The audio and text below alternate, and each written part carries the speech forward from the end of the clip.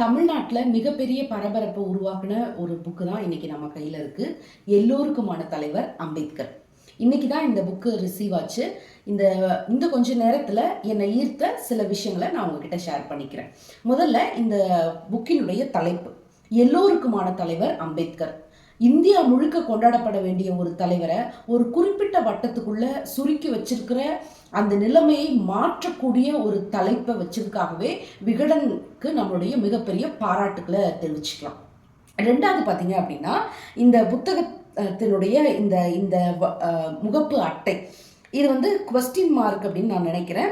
அப்புறம் அந்த கொஸ்டின் மார்க்குடைய ஒற்று, இது யார் அம்பேத்கர் யார் அப்படிங்கிற ஆன்சருக்கு வந்து எல்லோருக்குமான தலைவர் அப்படின்னு நினைக்கிறேன். மேபி அது அப்படி இல்லாமல் கூடவும் இருக்கலாம்.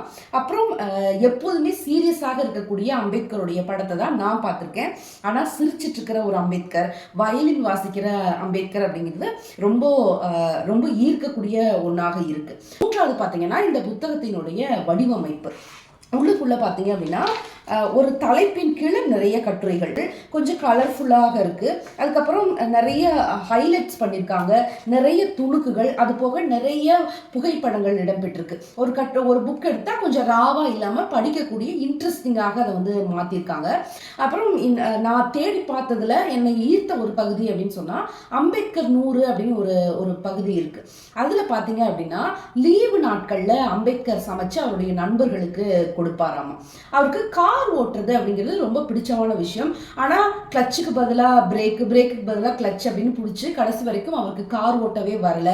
அவருடைய காதல் வாழ்வு எப்படி இருந்தது, மனுஷன் எவ்வளவு ரசனையாக வாழ்ந்திருக்கார் அப்படிங்கிறது எல்லாத்தையுமே கார்ட்டூன் படங்களோட ரொம்ப இன்ட்ரெஸ்டிங்காக வந்து தொகுத்திருக்காங்க.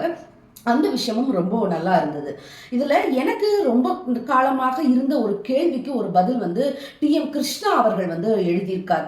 எனக்கு எப்போதுமே தோணும், நேரு காந்தி எல்லாம் வந்து எல்லோருக்குமான தலைவராக இருக்காங்கல்ல, அப்போ ஏன் அம்பேத்கர் மட்டும் இல்லை அப்படின்றத அவர் எழுதியிருக்கக்கூடிய ஒரு கட்டுரை, சாதிய சிந்தனை கொண்டவராக சித்தரிப்பது அயோக்கியத்தனம் அப்படின்னு ஒரு கட்டுரை எழுதியிருக்கார்.